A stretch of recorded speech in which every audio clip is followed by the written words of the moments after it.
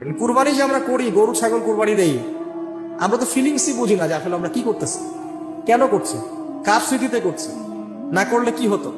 কারণ এখানে সবচেয়ে বড় কথা ছিল নিজের জীবন কুরবানি করা, নিজের জীবনটা কুরবানি করা।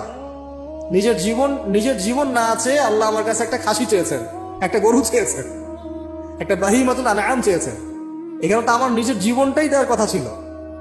ওটা না নিয়ে আল্লাহ পাক বলেছেন যে বাহিমাতুল আনআম একটা দিলেই হবে। তোমার কাছে ওটার গোশতও চাই না, চামড়াও চাই না, কিছুই চাই না, তাকওয়াটুকু চাই। তাতেই এত কথা।